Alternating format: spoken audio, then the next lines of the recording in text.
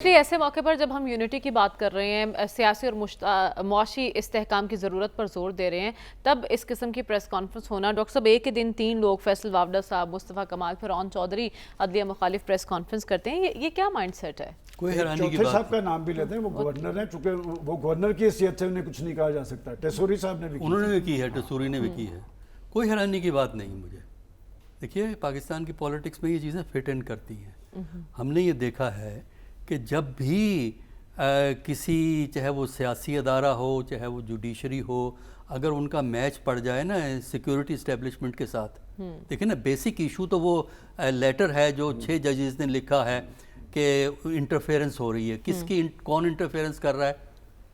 Intelligence agencies. یہ خط میں ہے یہ بات۔ لیکن جس انداز میں فیصل واوڈہ صاحب تنقید کر رہے ہیں، ہم نے یہ دیکھا ہے ماضی میں، جب بھی اس قسم کا کوئی میچ پڑتا ہے، کچھ نہ کچھ پولیٹیشین جو ہیں وہ اسٹیبلشمنٹ کی سپورٹ شروع کر دیتے ہیں، اور جو خود ساختہ طور پہ، خود ساختہ طور پر، یہ ہمیں نہیں پتا اس کی کیا وجہ ہے۔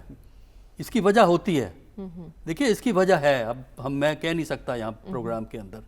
دیکھیے، مجھے تو بڑا صاف نظر آ رہا ہے گیم یہ کہ چونکہ اسٹیبلشمنٹ سے ڈفرینس ہو گئے ہیں، جو باتیں انہوں نے لیٹرز میں ریز کی ہیں ججز نے، اس سے کچھ شکایات پیدا ہوئی ہیں۔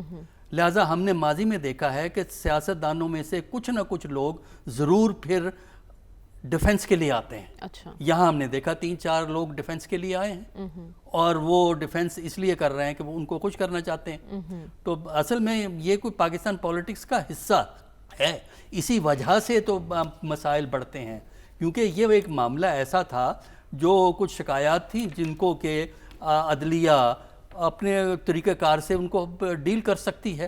تو جب یہ بیانات دیے جاتے ہیں تو اس کا مطلب یہ ہے کہ آپ ان کو ڈیفینڈ کر رہے ہیں جن کا عدلیہ سے میچ پڑ گیا ہے۔ ٹھیک ہے۔ تو اس لیے میرے نزدیک پاکستان کی پولیٹکس میں اس سے پہلے بھی ہم نے دیکھا، اس سے پہلے بھی ہم نے کچھ پولیٹیشنز کو ڈیفینڈ کرتے ہوئے دیکھا ہے، اور اسی لیے پولیٹیشن جو ہیں وہ نہ مقننہ، نہ وہ لیجسلیچر کو مضبوط کر سکے ہیں، نہ سیولین سپریمیسی کو کر سکے ہیں، کیونکہ ایک طبقہ ہمیشہ اس پہ لڑنے کو تیار ہوتا ہے، کیونکہ اس میں پوائنٹ سکورنگ ہوتی ہے، اس میں کچھ ایڈوانٹیجز ملتے ہیں۔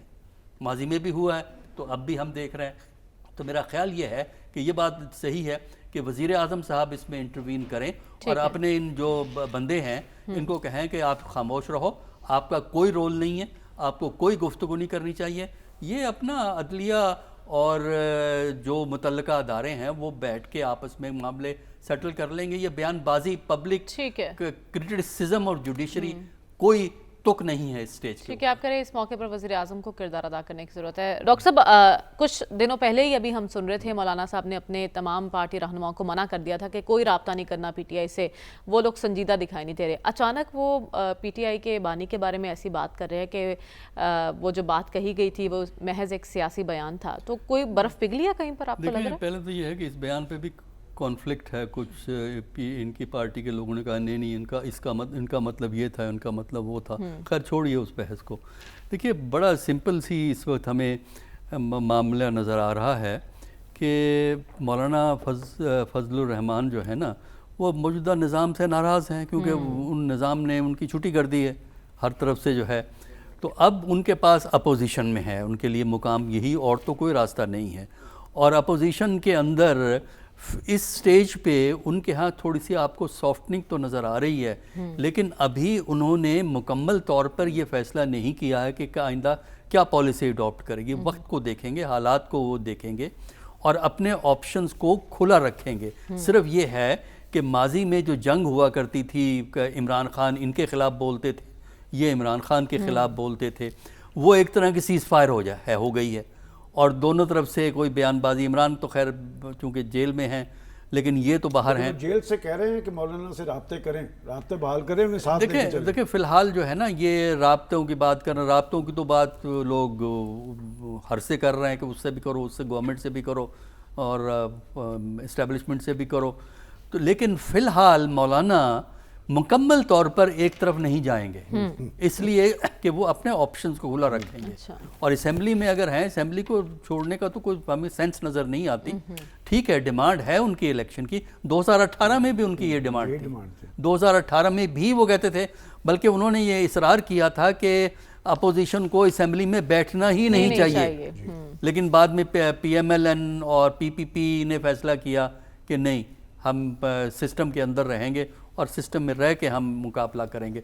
तो मौलाना जो हैं इस वक्त अपोजिशन में रहेंगे और अपोजिशन के अंदर ताल्लुकात PTI से बेहतर हो जाएंगे, लेकिन वो अपने ऑप्शंस को खुला रखेंगे। ये नहीं कर रहे कमिट करेंगे कि वो PTI को साथ मिल के बैठेंगे, क्योंकि PTI उनको लीडरशिप देने को कब तैयार होगी, इतना आसान तो नहीं है ना। तो वो अपना ऑप्शन खुला रखेंगे, गवर्नमेंट पे प्रेशर रखेंगे और ये खतरे की झंडी लहराते रहेंगे कि वो PTI के साथ मिलके हुकूमत के लिए मज़ीद दर्द सर बन सकते हैं। तो मेरा ख्याल ये है कि इसमें पाकिस्तान की सियासत में गैर यकीनी जो सूरत हाल है उसको इस्तेहकाम मिलेगा। यानी हमें ये नहीं पता कि अपोजिशन की शक्ल क्या बनेगी, हमें ये नहीं पता है गवर्नमेंट उसको रिस्पॉन्ड किस तरह करेगी, और हमें ये नहीं पता कि असल पावर जिनके पास है वो किस तरह इस चीज़। ठीक है, आप कह रहे हैं मौलाना तेल देखेंगे, तेल की धार देखेंगे और वक्त पर फैसला किया जाएगा। डॉक्टर साहब, आपको क्या लगता है कि मामला है क्या विफाक और सूबे के दरमियान? देखिए, कुछ मसाइल तो हैं, लेकिन उसके लिए जो तरीका इख्तियार किया वो गैर ज़रूरी तौर पे जारहाना है चीफ मिनिस्टर KP का, और ख़ासकर गवर्नर से जो अब लागतबाजी चल रही है। शुरू में ठीक है, गवर्नर साहब ने भी टफ स्टेटमेंट दी जो कि गलत स्टेटमेंट थी, और चीफ मिनिस्टर ने भी दी, लेकिन उसके बाद गवर्नर साहब सॉफ्ट हो गए, एटीट्यूड उनका नरम हो गया। तो मेरा ख्याल है कि इससे जेस्चर का फ़ायदा उठाना चाहिए था चीफ मिनिस्टर साहब को, लेकिन चीफ मिनिस्टर साहब ने अपनी जो फायरिंग रेंज अपनी खुली रखी है, और फेडरल हुकूमत से भी उनको एतराज़ात तो हैं, लेकिन यह है कि मेरा ख्याल है लड़ाई झगड़े से बात नहीं बनेगी। इश्यूज़ ज़रूर हैं। देखिए, इश्यूज़ जो मैं आपको बहुत ब्रीफली बता देता हूँ।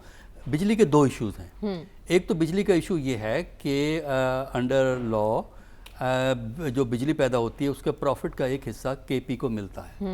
वो आम तौर पे फेडरल हुकूमत पूरा कब देती नहीं है या डिले कर देती है। एक तो ये दूसरा वो है यही जो लोड शेडिंग का झगड़ा KP के अंदर, 22 घंटे की लोड वो KP के अंदर लोड शेडिंग का मसला है। और लोड शेडिंग एक ऐसा इशू है कि वो प्रोविंशियल गवर्नमेंट पे हमेशा प्रेशर आ जाता है इसका। एक और जो प्रॉब्लम जो सूबों को होती है, बाकी सूबों को भी है, इनको भी है, वो ये है कि NFC का जो शेयर होता है वो फुल शेयर नहीं मिलता। ठीक है, वो उसकी एक प्रॉब्लम है। तीसरा जो इशू है कि जो ये ट्राइबल एरियाज़ हैं, इसके लिए हुकूमत ने, फेडरल हुकूमत ने कुछ फंडिंग प्रोवाइड करने की बात की थी कि इनकी डेवलपमेंट के लिए कुछ काम करेंगे और इनको बेहतर सूरत हाल करेंगे, लेकिन वो कुछ नहीं हुआ है। और अभी उन पे कुछ इलाकों में नया टैक्स नाफिज होने वाला है, जिसका काफ़ी इलाकों में एतराज़ हो रहा है, प्रोटेस्ट भी हो रहा है। तो ये वो चीज़ें हैं जो झगड़े का बुनियाद हैं KP में और उसमें। लेकिन इस झगड़े, ये जो मामलात हैं, इसके लिए गैर ज़रूरी तौर पे सियासी बयानात की ज़रूरत नहीं है। ठीक है, आप कह रहे हैं उनके मुतालिबात दुरुस्त हैं, जो बात कर रहे हैं वो दुरुस्त है, लेकिन उनका जो अंदाज़ है बात करने का वो दुरुस्त नहीं है।